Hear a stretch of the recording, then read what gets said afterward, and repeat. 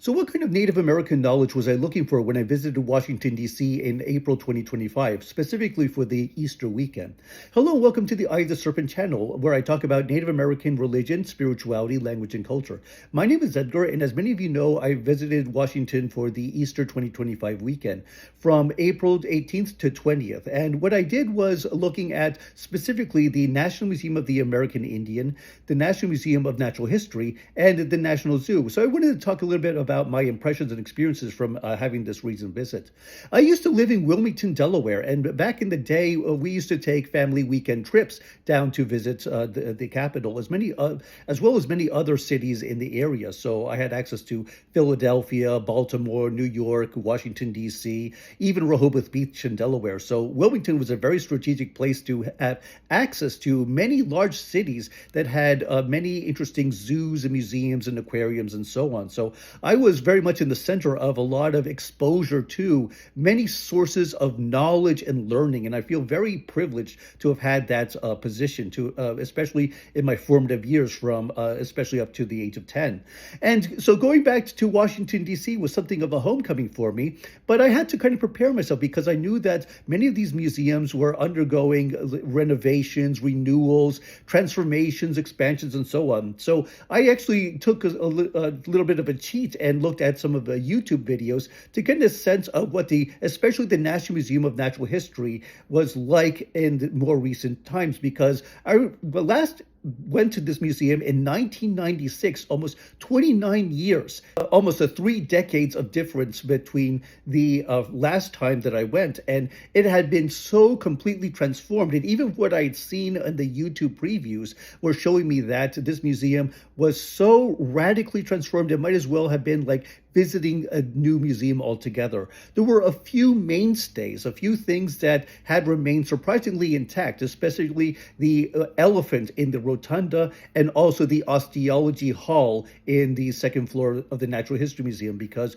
those two have been very much as I remembered them from decades ago. But everything else had undergone complete overhauls and makeovers. And so it was kind of disorienting that on the one hand, I knew what this museum was. I knew where most of the pieces and the exhibits were, but they were so reorganized and rearranged into these new displays that it was almost as if I was visiting an entirely museum altogether. So that was kind of disorienting, but at the same time very much a sense of discovery and new exploration. That even though I could identify some pieces and some displays that I remember from long ago, such as the dinosaur skeletons, but other parts were completely redone. And in some cases, they were actually removed from the display altogether. One section, for example, that the Museum of Natural History used to have was a section on the native peoples of the Amazon. And so I was very surprised to see that it was no longer there. Even though I was hoping to see some of that, a lot of the things that I would have been looking for, I actually found when I went to Colombia last year, so it's no big loss on that part. But what surprised me, though, was that there were still some parts of the museum that had ethnographic pieces. But I noticed that aside from the new hall or the African cultures, all the other places were in other halls. So, for example, the Hall of Sea Life.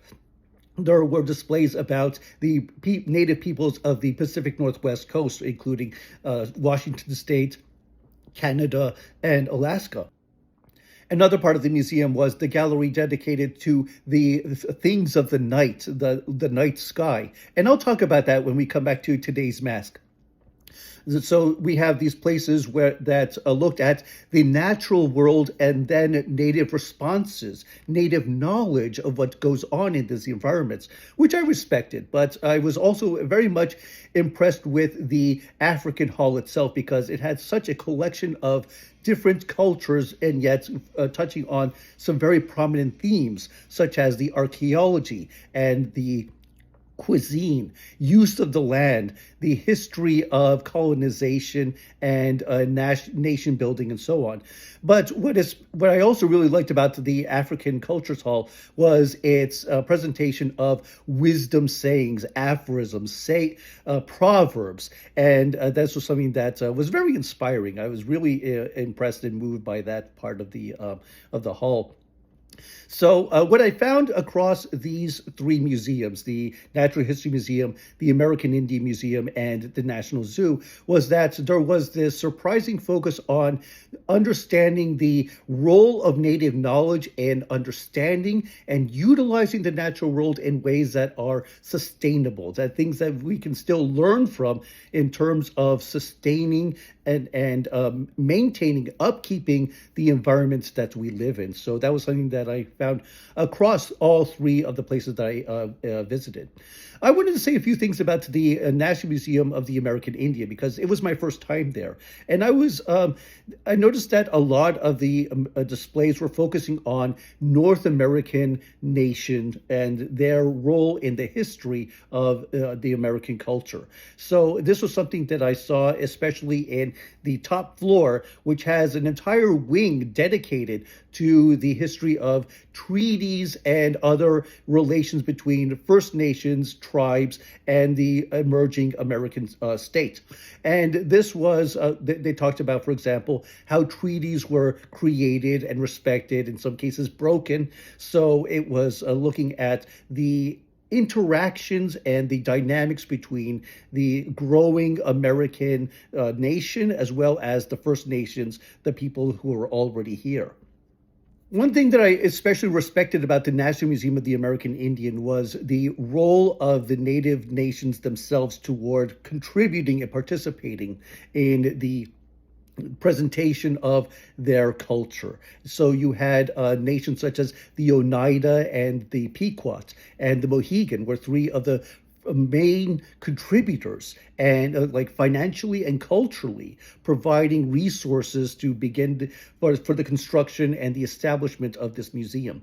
And this was, so you had a lot of native participation and contribution. This was not simply like, say, the colonizers, again, creating these stereotyped images of what the natives are about and creating this kind of like static images of how these, how the peoples have traditionally lived, but rather this is very much a conversation about the values that have been inherited from previous generations, as well as contemporary expressions. And I saw this a lot in the contemporary artwork and the exhibitions that were on display. So it was a really touching way of showing that on the one hand, there were many traditional values and beliefs and philosophies from generations past, but at the same time, these new expressions through new media that are available to Native American artists and critics who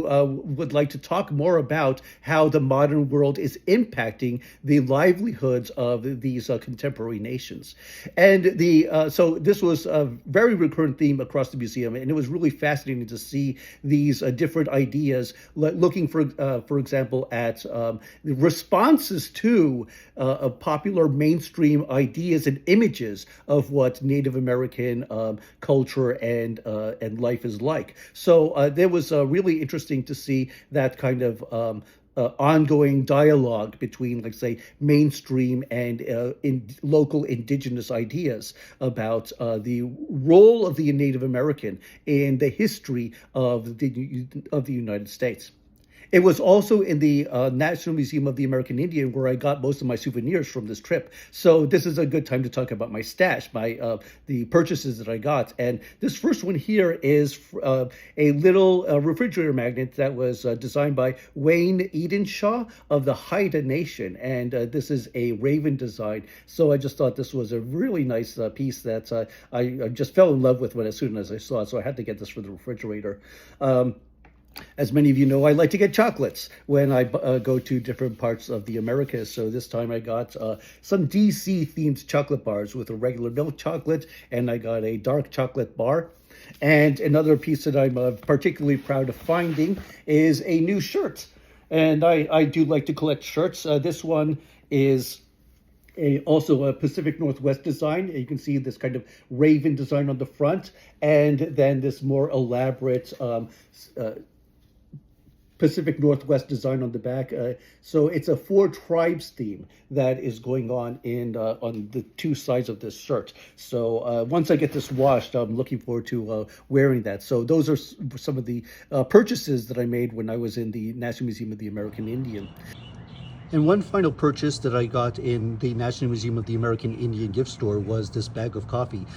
Comes from the Quapaw Nation of Northeast Oklahoma. And as many of you know, I always look for coffee whenever I'm on these long distance travels. So I was very fortunate to find one that kind of went with the theme of what I was looking for in DC. You can see it's called Ma Concha, which means dark water medicine. And it has additional information about the Ogahpa, or the Quapaw Nation, on the back, as well as some information about how they support indigenous farmers in Central America. You can see the logo of the Ogahpa Nation on this side as well. So I felt very fortunate that I could find something that both matched my interest in the Native American themes I was looking for in DC, as well as my fix for coffee, which I always look for in these travels. And I also have to talk about the cafeteria, which was just marvelous. You may have seen two shorts that I uploaded, one of the bison burger that I ate in front of the Tlingit totem pole, and the other one that I had of the steelhead trout. That was my first meal at the museum, and so I ate these on different days. And the Mitsitam, it comes from the Delaware and the Piscataway nations of the Chesapeake region around DC, and Mitsitam means "let's eat," and so it was very fitting to use a native term from the local cultures to name this to name the eatery. And many of the recipes are from top native chefs, and just stepping inside, it just smelled so wonderful. It was just all these different meats and beans and fry bread and sausages and all these various foods, and it just smelled so delightful. It reminded me of the Indian Pueblo Cultural Center in Albuquerque, where they also have a wonderful restaurant, and the aromas coming from the kitchen reminded me of that. So if you've been to Albuquerque, you've been to that museum, then you probably know what I'm talking about. So I had some really wonderful impressions from my first visits to the National Museum of the American Indian.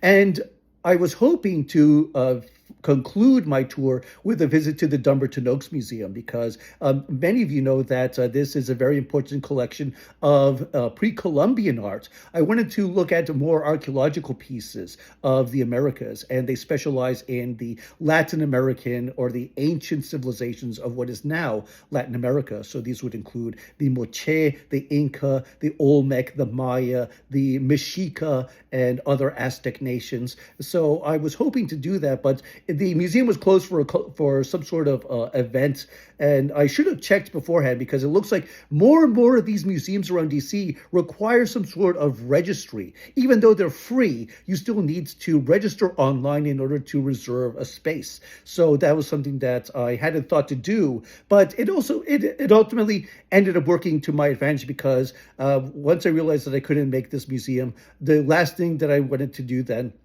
my kind of fallback plan, was just go to the zoo. So I went to the zoo, spent about 2 hours there, and I'm very glad that I did. I actually think that I got more from visiting the National Zoo than I would have had I stayed at the Dumbarton Oaks Museum, because I found that it's very much kept up with the theme of the role of the native cultures in sustainable use of the land and the wildlife, and knowledge about the environment. And I saw this especially in the Amazon house of the zoo, and there were at least 3 parts in the Amazon house that talked about the indigenous knowledge of people such as the Kayapo and the Kichwa and other native peoples who have a very deep knowledge of the wildlife, such as the animals and the plants, the medicinal qualities, the ritual meanings of animals such as guinea pigs and tropical birds. And this was another place where I could see that intersection of native knowledge with the wildlife, with the environment and the land. So it seems like this recurring theme that I saw in all three of the museums that I visited for this trip to DC, at the Natural History Museum, the American Indian Museum, and the National Zoo. So in a sense, I did fulfill what I was looking for. I collected a great wealth of materials about the art, the knowledge, the culture, the religion, and even some of the vocabulary that native cultures and societies have used to talk about the land that they inhabit.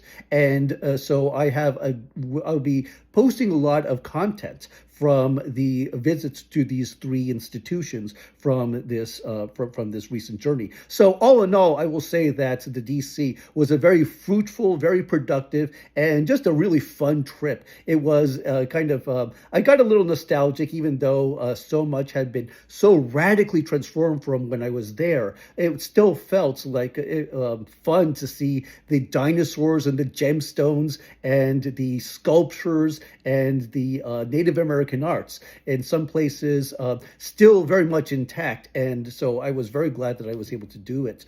So the DC trip was very inspiring, and I'm looking forward to sharing the examples of what the kinds of things that inspired me and the kind of knowledge that I now have an opportunity to share with all of you. So kind of going back to the idea of the ways in which the museums combined the wildlife and the natural world with the social and cultural worlds of the native peoples who inhabit them, I'm going to wrap up this video with today's mask. Returning to the National Museum of Natural History, today's mask represents a Tunghak, or a type of malevolent spirit found among the Yupik of West Alaska. And this is on display in the Lights Out, Recovering Our Night Sky, which is a hall in the second floor of the museum. And it looks at the phenomena of the night sky, such as the living creatures and the celestial phenomena that populate the night, as well as the human responses and impressions of these various things that they found in the darkness of the night. And this is a creature that inhabits or sometimes intrudes upon the Yupik communities. And so through shamanic rituals, they are expelled. They are driven back out into the wilderness where they belong. And so this is an example of the type of integration of the knowledge of the natural world and the spiritual forces that together are parts of the reality of these native societies, the traditional knowledge of the shamanic worlds that we find in these Native American religions. So this mask exemplifies the kinds of themes that I was looking to explore across my various travels in Washington, D.C., specifically about Native American experiences and impressions of the natural and spiritual world, and then how they convey these thoughts, this integration of these different worlds into these single pieces of artistic beauty. And I think that this Tunghak mask is a very good representation of that, of what I was looking for. You can see, for example, in the two eyes, the one on our left, its right, is shaped like the full moon, and the one on the other side is shaped like a crescent moon, representing different phases of the lunar cycle. And in the crescent case, you can see that it is situated within the night sky, which is depicted through these dots that represent the twinkling stars. So here are some expressions of the natural world that are brought onto this beautifully carved wooden mask that have these additional details of downy feathers that accentuate the crown of the piece. So this is just a wonderful example of the kinds of things that I was looking for, and I look forward to sharing with the coming content, the videos and the photos that I'll be sharing from this very fruitful and enjoyable trip to Washington, D.C. Please like, share, and subscribe to the Eye of the Serpent channel. Your support goes toward travel, research, and production. Thank you for watching, and good roads.